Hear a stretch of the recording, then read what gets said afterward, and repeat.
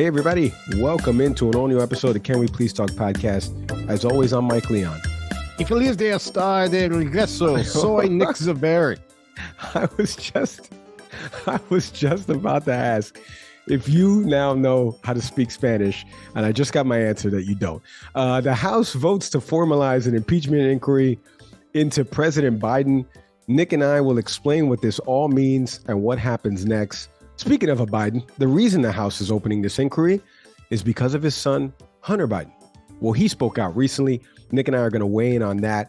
Plus, lastly, Can I Talk? The popular segment is back. 5 minutes, each of us, unfettered.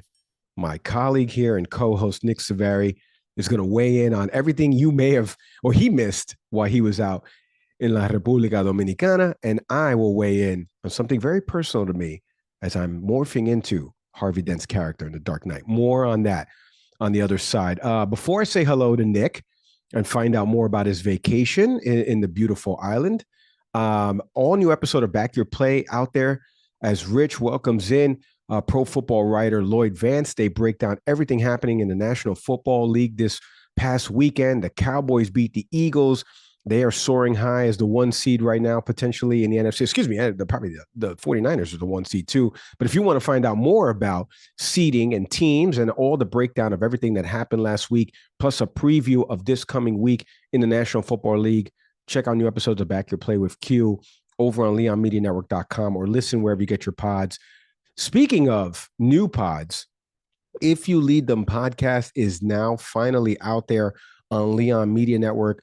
Join host Katie Barnett.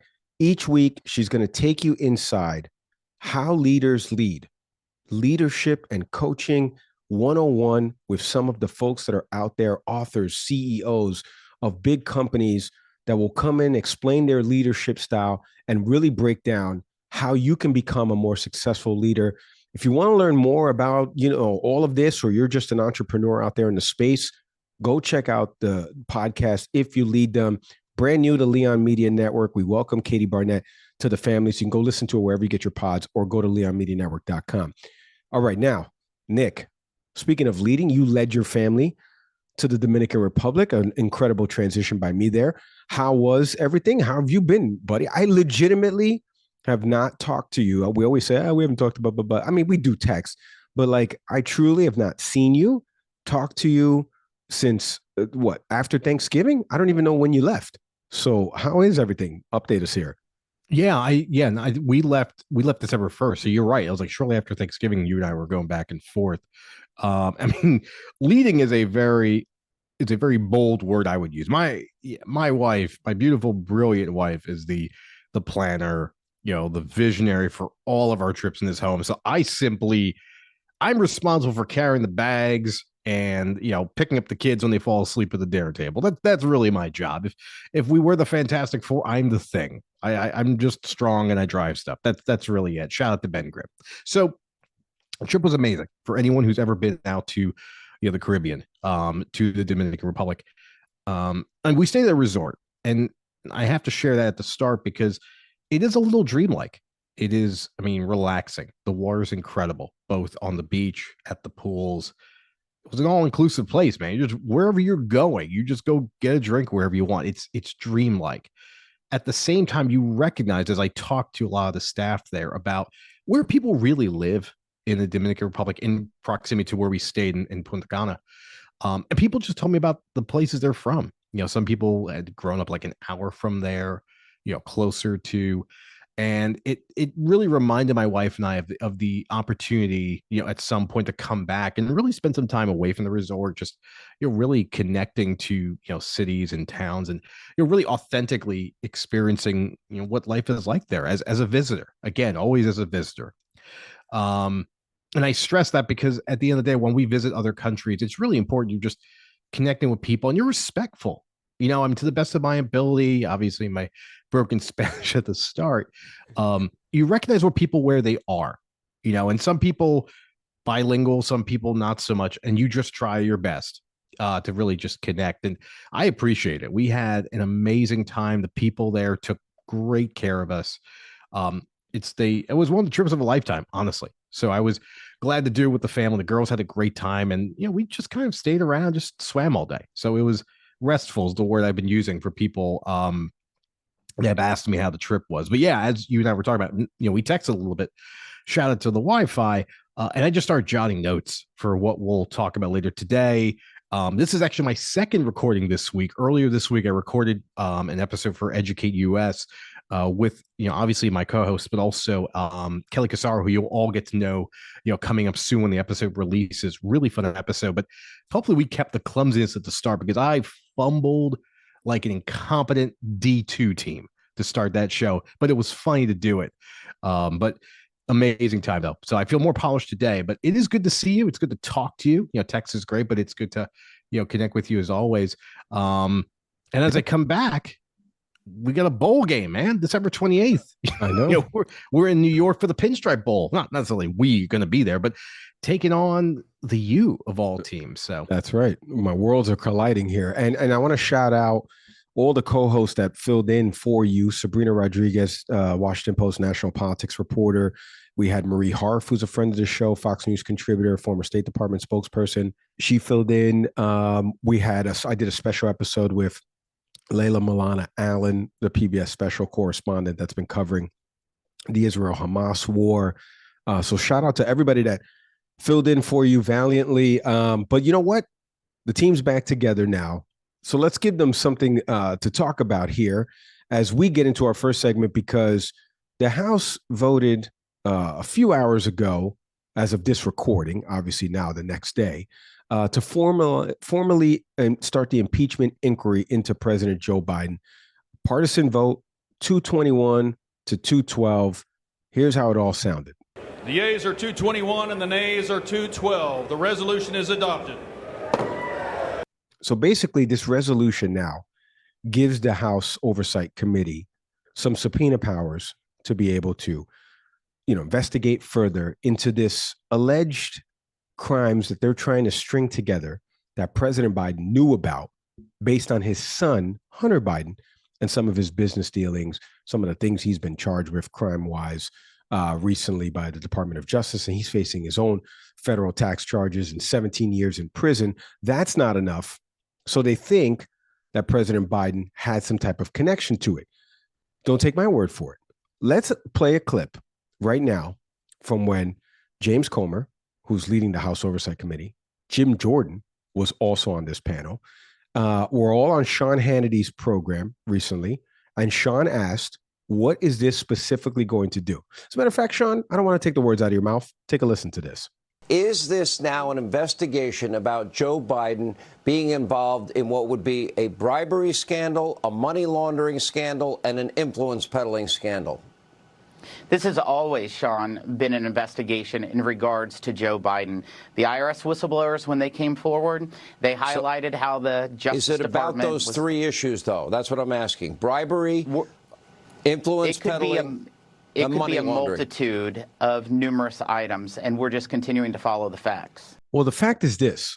According to sources from White House correspondent at Fox News, Peter Doocy, according to anybody that has a notepad and works for a credible paper down in the D.C. area, and according to members of the Republican side of the aisle, Representative Mike McCall, Representative Don Bacon, Republicans don't have any evidence of high crimes and misdemeanors that President Biden has committed.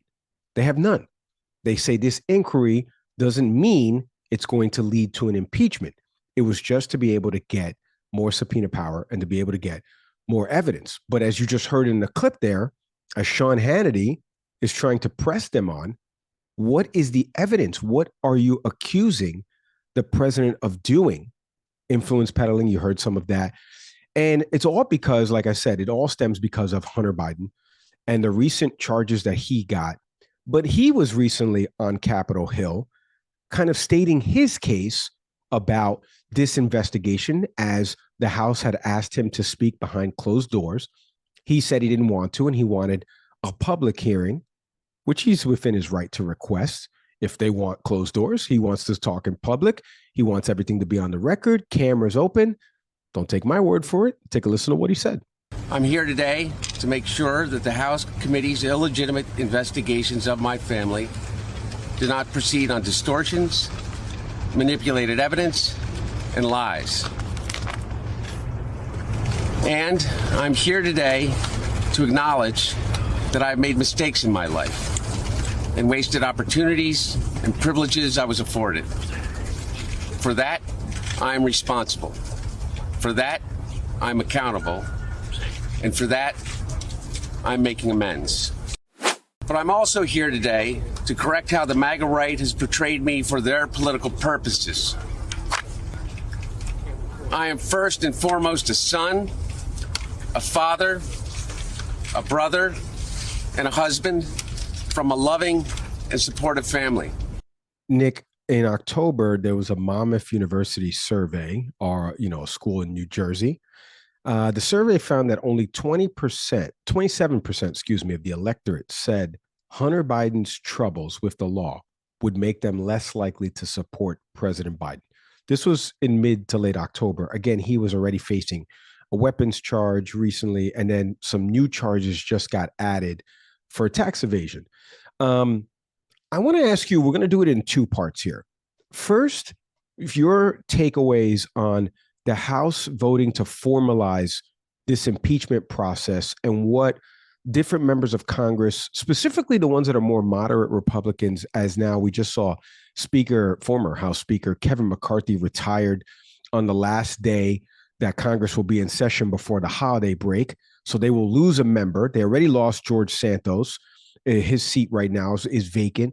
So, for voting purposes, right, when you're putting something on the floor right now, they're down, -2 there. So what do you make of the impeachment inquiry being opened right now into President Biden and what this is going to do for the political cycle coming into 2024? I don't know what it does. I mean, that poll you mentioned, and again, I'm always suspicious of all polls because we're, looking at a sample size of like 1,000 people and somehow generalizing what, millions of potential voters will say. But, we've talked about, I always forget the Republican who said this. You remember this name better than I do. But the Republican that openly complained in the House about not having anything to go back to his constituents about, no victories to talk about, no legislative victories. I've said this since the Republicans have taken back the House. What is their legislative vision? What is the policy vision for the Republican Party? I still don't know what it is. And I've looked at numerous websites. I've looked at numerous policy materials. Obviously we saw the Parents' Bill of Rights, which was a sham. So I don't really understand what's going on. But I do remember that a couple of days after the Republicans had taken control over the House, we saw some prominent Republicans that talked right out the gate about Hunter Biden. We heard the name early on, which told you everything. It gave the game away about what they're really trying to do, which is not try to legislate. Now, again, to be fair, we've seen some legislative victories come out of Congress, most notably the infrastructure plan, which is now actually going to be resulting in potentially, we're looking at a railway connecting Los Angeles to Las Vegas. We're talking about a railway potentially connecting, Atlanta's airport to Charlotte. I mean, these are incredible things that do not happen without some form of Republican support, which I obviously shout out Republican senators for. But in the House, this has been a clown show, and this is evidence again of the inability to lead with a vision of policy. So instead, what do? We're just going to find a way to circuitously go after the president because they're going to find whatever they want on Hunter Biden. But I don't know if an inquiry is going to find out more. What is stunning, though, and the part that we should all be finding a little jarring, is the fact that up until now, there's been nothing. There's really been nothing there. And you've paid far more attention to it than I have. I am very open about this. This has always been a sham pursuit, and it's just connecting a less savory member of the president's family to the president. Whereas these same people, these same Republicans who looked at a son-in-law and daughter of the president having unfettered access, clearance code, you got a clearance code? You all remember that none of these Republicans ever found at all concerning. Even the $2 billion that may have been in the form of a relationship between Jared Kushner and the Saudis. But I'm not trying to play whataboutism game. What I am pointing out to is what really feels like a form of hypocrisy from House Republicans. So now we're going to play this game. Because again, you asked the question initially about an election cycle. Okay, so now it's January 2024. We're back from recess. we're in an election year now. So we're going to start the year with this inquiry. Who knows how long it goes? But what's going to happen is it will go to an impeachment, which will not move forward, similar to the one for the president, and doesn't really change at the end of the day voters, because that's what Republicans are trying to do now. It's what Elise Stefanik did, trying to, bringing those, those university presidents up, talking about anti-Semitism, even though she's, a lockstep soldier of the MAGA army. So I'm at a loss. And as you talked about it, I was reminded, we're obviously going to be talking about another movie, example later, but I was reminded of this great scene about what the Republicans actually have on the president. Fuck, you got nothing. There's not a lot of talking about. You're here because you got nothing. You got nothing in court. You don't got the bookkeeper. You got nothing. Of course, that is the great Robert De Niro in the movie The Untouchables. And I'm being a little facetious here, but there truly is nothing here. Yes. Is Hunter Biden a less savory person? Yes. Does that gun charge seem legitimate? Yes. Is he a tax cheat? Yes. Yep. But so's the former president. So they could do this all they want. And the question for voters is going to be when these people leave for another recess, because Congress gets more recesses than the average American worker, which is stunning to me. Wild. When they have to go back before their constituents, those who are courageous enough to do so, what exactly are you going to tell them? We're wasting taxpayer dollars on yet another inquiry. Right. We're just spending more time spinning our wheels as opposed to addressing economic issues, the things that Republicans want to go after the president about, even though they have they have control over the House, and they could do something, refuse to bring any legislation because they have no vision.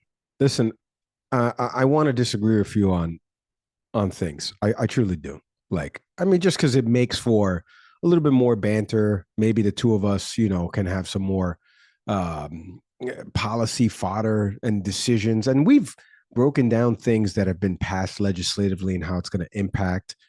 But this is wild to me, because the biggest thing is that, and I compare it to the legal system, even though, an impeachment inquiry and actually, getting the votes to impeach somebody and then what the trial process looks like, they're not the same thing, right? One's the court of law and one's the court of Congress, quote unquote. But an impeachment inquiry would be equivalent to saying, at least what they're doing right now, it would be equivalent to saying in the court of law, there's a case that's brought against a defendant, and the judge says to the plaintiff or the prosecution, excuse me, are you guys ready to present? Not yet, Your Honor. We got to get a little bit more evidence on this guy or gal. So if you don't mind, do you mind if we can get some of these things? And it's like, wait, why are we here? Don't you have this stuff already? No. We kind of need to get more of it. And what I'm liking about all of this, I hate all of this. That's one. But what I'm liking about all of this is you're seeing now Sean Hannity, Bill Hemmer on Fox News, our buddy Mike Emanuel, who's been on this program, Brett Baer, all of them. And I'm only pointing to Fox because I don't watch the ones that are further to the right. Because come on, they're not even treating it with actual seriousness. But all of these folks are now asking key lawmakers, what do you actually have? Where's the paper trail? Where's this connection? Because going out there and looking at all of my bank records, for example, Nick, is not evidence of me doing something wrong. You have to have actually something. And the key piece that they always point to is Hunter Biden's former business partner, Devin Archer, that testified. But he testified again behind closed doors. So all you have is a readout transcript of it, and it's interpreted different ways because he's asked a question. He's like, no, Joe Biden was never there. But then this, and he says something polar opposite. So they always point back to this Devin Archer testimony as some kind of gotcha testimony, which it wasn't. And then they point to, a loan that the president got from his brother, which he paid back. I don't know how that's gotcha evidence. Nick, if you loan me money, I'd happily take it. But if I paid you back, that's evidence of what? Me paying you back? I'm truly at a loss for how the last day of them being in session, like you said, another break that's going to be 3 weeks in length, right? Undeserved for all of them, even the ones that have been on this program. And now they leave us with the grenade. They throw it. They walk out of the room. We're going to do an impeachment inquiry when we get back from the break. And now we're sitting here going, is this, and everybody on television is doing this, is there something here? What is here? What are they looking for? And now it's forcing everybody to go look for something that's not there. Now everyone is chasing, it's that dog chasing the car thing. Now everyone's chasing this car. It's just a normal car. It's driving. It's not doing anything. So, and like, back to your point real quick, Hunter Biden could be the worst human being on planet Earth. Cool. Lock him up. Nick agrees. There we go. Bipartisanship. Lock him up. Guess what office Hunter Biden held in Congress? Let me read it for you here. Oh, doesn't exist. Guess what cabinet position Hunter Biden had in this Biden administration? I know it was the cabinet of nothing because he's never worked in public office. So a board puts him on something. So what? So what? Like, I went through this with the other night with Vivek Ramaswamy saying that Nikki Haley is corrupt because when she left public office, and Marie and I talked about this in the last episode, she made millions of dollars. Do you want to know why, Nick? Because when you're in public office, you don't get paid that well. And when you leave as a former South Carolina governor, as a former UN ambassador, somebody who worked under the Trump administration, she's going to get thrown offers to do speaking engagements, to be on an advisory board of somebody, to maybe write a book, podcast, like the two of us are doing, even though neither of us held public office, or TV analyst, adjunct professor at a university. That's what they do. They make more money than when they were serving. That's why Barack Obama makes so much money now. These folks all make millions of dollars after leaving. That's not a crime. That's their name. So Hunter Biden was in the private sector. You're accusing him of doing all of this shady stuff. Lock him up. We're all in agreement on that. But his dad wasn't in office. His dad wasn't even in office. His dad left in 2016. What are we talking about here? What are we doing here? I'm truly asking that. And right now, we're putting this out there to all Republican Congress members. We've invited Representative Chip Roy. We've invited Representative Carlos Jimenez, who's down here in my neck of the woods. We've invited Representative Don Bacon.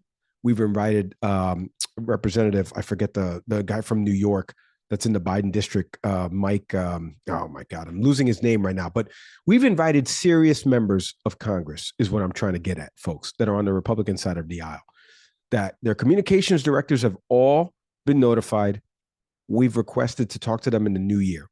I want to know, what is it? This is not a confrontational thing. We don't want to confront anybody. We want to actually get to the bottom line here. So what is the bottom line? What are you expecting to net out of this inquiry when you have nothing right now? We leave it there. All right, listen, when we come back after the break, Nick and I, we've talked enough right now. No, we're going to talk some more. 5 minutes unfettered, the Can I Talk segment when we come back after the break.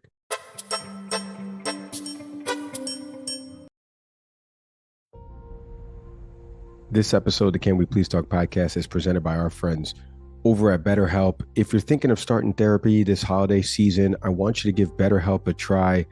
It's time to start doing the therapy, Nick. It truly is. I want people to start talking again. This show is freaking titled, Can We Please Talk? And there's no better way to start talking again through our friends over at BetterHelp. When we started talking about this partnership, Nick, and what we were going to do with the folks at BetterHelp, I know how important it is to you and I. We've talked about mental health on this show and, kind of getting your mind right, but also, getting your emotions out there and talking to somebody else and how important it is and the flexibility that BetterHelp offers. What do you make of our partnership with the good friends over at BetterHelp? I mean, partnership aside, one, it's a trusted brand. When we think about, for anyone that's pursuing therapy in a virtual setting, BetterHelp is the leader in that. Like, it's the company you think about if you decide to pursue mental health in a virtual space, because they know what they're doing. right? And again, we talk about this all the time. We talk to people who know what they're talking about. We partner with people who know what they're doing. We talk about health here all the time on this show. We just wrapped up the month of November, which is, Men's Health Month. Much like your body, your mind is just as important to take care of. So we can't advocate enough on this show. Pursue mental health and pursue better health. That's right. And listen, it gets even less expensive through the partnership that we're doing with them. If you go to betterhelp.com/canwepleasetalk right now, you're going to get 10% off your first month. I want us all to start talking again. There's nobody better that's helping us accelerate that than the good folks over at BetterHelp. Head to betterhelp.com/canwepleasetalk to get started today.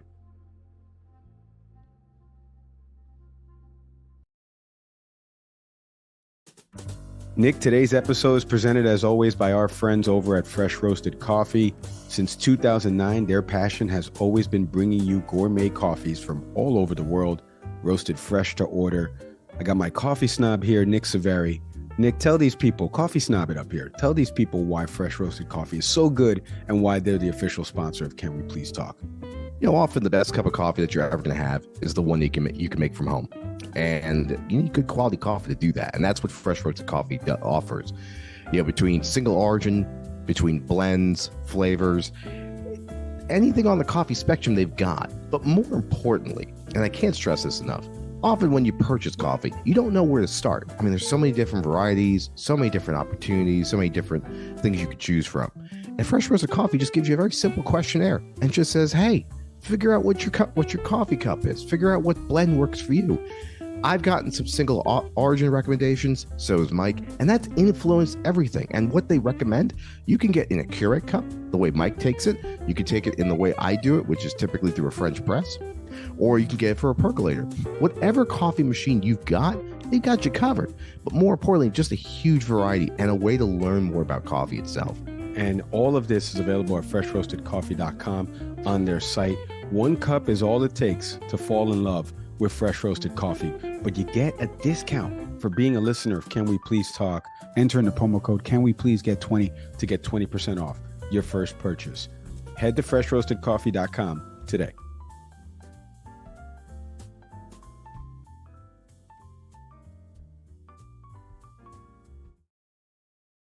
All right. Since my co-host was in the Dominican Republic for weeks and not able to talk, we're bringing back our segment we affectionately call Can I Talk? So Nick and I are each going to take 5 minutes here, timer on the clock. Nick, the floor is yours. 5 minutes, whatever you want to talk about, get it off your chest, big guy. There's so many places. As I was away, I was just, jotting notes down, which is just crazy, right? Like I'm in the Dominican Republic. It is so relaxing, but there's just things standing out to me. First of which, while I was away on the trip, my kid manages to get through this swimming obstacle course, right? And it's all like on flotation devices, and she's doing great. It's like I forget that show on ABC, Wipeout or whatever. She survives, she makes it, but she's very slow in the way she does it, very tactical. It's a good kid. Unfortunately, there were some haters there, some kids that have just poor parenting that were getting resentful of the fact that she kept completing the course, but she would take her sweet time. So eventually we caught them actually like splashing water at her, trying to get her off that thing. So to those kids, because I did promise my daughter I would bring this up on the show, to those kids, your dad should have put on the condom. There, I said it. That's bad parenting. It's terrible parenting. Who raises their kid to try to push others off of achieving their goals? These are like 10-year-old haters. What the hell's wrong with you? Anyway, rip through a couple of things that stood out to me. First and foremost, a couple of sports things that stood out to me. Yes, Florida State should be in the college football playoffs. Stop crying about it, Alabama. Congratulations that you got in, but it is ridiculous, and I just want to put it out there. And yeah, that was absurd. Shohei Ohtani gets $700 million from the Dodgers. That's awesome for him. For those of you that think it's too much money, according to, if you look up the data, the Dodgers made last year $580 million in a season. So if you don't think over the next 10 years they can afford $700 million for perhaps one of the best pitchers in baseball, one of the best home run hitters in baseball, the modern day version of Babe Ruth, you're fooling yourselves, and stop pocket watching. And also, I paid attention to you folks that were complaining about Shohei's silence throughout this process and his agent, but we're the same people bagging on LeBron because of the decision. So which way do you want it? Do you want silence from the athletes, or do you want people to make a public spectacle of their free agency decisions? The reality is you don't want either, because you're a hater, and shut up. And that seems to be what the recurring theme of this rant is about. Trump's response to Liz Cheney was classic Trump. It's crazy. It sounded like something he was on a toilet bowl and just tweeted it, middle of the night. Shout out to Confifi. Heard Mike Johnson on a hot mic, courtesy of Rolling Stone, on a Facebook video was taken down, talking about, what was the quote? It was something, the quote read, because he was recognizing the fact that there wasn't press there. So he was quoted as saying, "I'll tell you a secret, since media is not here," and paraphrase now, God had spoken to him about having a new speaker, and also that Johnson would be able to be like a Moses-like figure leading the GOP and the country through a Red Sea moment. How are you going to do all that when Satan is the head of your party right now? Think about that. But while we're talking about politics, on the other side, shout out to Governor Hochul of New York for doing what I think was impossible to do, which was to smile while telling New Yorkers you're about to screw them. Not just New Yorkers, people in Connecticut and New Jersey who drive into the city. Congestion pricing by New York was an asinine idea. She should be voted out for it. I don't care if we put another Democrat in or a Republican. Again, not politics on this show. That was shameful to sit there and say, well, we are the first state to have congestion pricing. Congratulations, you moron. You may be the last state that has congestion pricing. And to be proud of that, you're sticking it to drivers. This perception that in New York people must have this much money to drive in the city. No, they have jobs in the city because New Jersey, Connecticut, Pennsylvania, and all other neighboring states can't get it together and have the kind of infrastructure financially that New York has. Why are we celebrating charging New Yorkers? You want to reduce congestion? How about you improve mass transit, which you'd have to do in partnership with the Port Authority and Connecticut and New Jersey, but you don't want to do that. Instead, you want to stick it to drivers. If the Democratic Party is just so obsessed with sticking to people that they think they have money as opposed to actually going over the people that do, congratulations on losing your elections. I have 45 seconds left. Liz Cheney is talking about running as a third-party candidate. Awesome. It's a loser idea, but whatever. There was a crazy story in the Washington Post about some stocks or some shorting of stocks as related to October 7th. Companies either based out of Tel Aviv or companies that were considered of Israel. That is shameful and disgusting and all kinds of levels of creepy if you're paying attention to it. And lastly, sadly, Kate Cox in Texas, who had to leave the state to get an abortion 20 weeks in because of a life-threatening illness that her child has, who the fetus will not survive, had to leave because Texas is a horrible state right now. Shame on you, Greg Abbott. All right, great job by you there, my compatriot. Sound like you had a lot to get off your chest. That's what happens when you go away for 2 weeks and you're just taking notes and kids are making fun of your daughter. And shout out to her for telling her dad, who has a platform, to be able to go shame those kids. I like that. All right. My time, hit the timer for me there. Tim, my time's going to begin right now. All right, Nick, listen, this has finally happened. It's a moment you and I have been waiting for. People are listening to this show in droves. When we started this show, we talked about our goals, potentially at worst, leaving our kids something to listen to. At best, thousands of people are listening to us, and you and I have platforms, and I'm on television now. You have another show with the education show. So it is finally coming home to roost. But something is eating at me, because with this fame, with this heightened celebrity, whatever you want to call it, whatever modicum of it is, now comes text, DMs, emails of the folks that think they can do what you do better than you. And I'm always reminded of that great quote in The Dark Knight by Harvey Dent. You either die a hero or you live long enough to see yourself become the villain. And unfortunately, right now, I'm Harvey Dent, because I'm about to go two-faced. And it's really about the text messages and exchanges I've had with some friends, close friends of mine, that are really upset at the way we've been covering the Israel-Palestine conflict. Some people don't like it when you say that there are innocent Gazans that are being blown to smithereens right now, and the Israel response has been disproportionate. They think you're a Hamas supporter if you're pointing out the humanitarian part in all of this and the innocent kids children, elderly, men and women that are being lost, all because of this war. But you can also juxtapose that by understanding what happened on October 7th and calling out Hamas and vilifying them for killing innocent kids that were at a concert, for attacking kibbutzes and killing innocent people. It's shameful of them. I wish Hamas wasn't around. I wish Hamas would surrender 100%.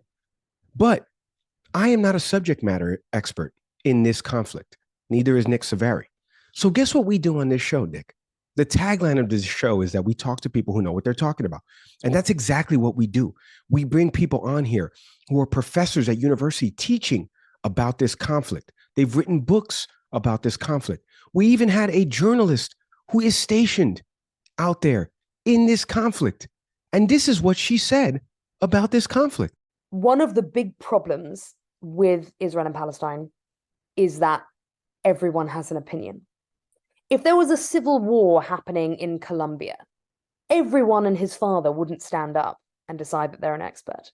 But for some reason, because this conflict is so long running, because there is such a huge Jewish diaspora around the world, Muslim diaspora around the world, Palestinian diaspora around the world, everyone has an opinion, but everyone thinks they have an informed opinion. Layla Milana Allen is a PBS special correspondent.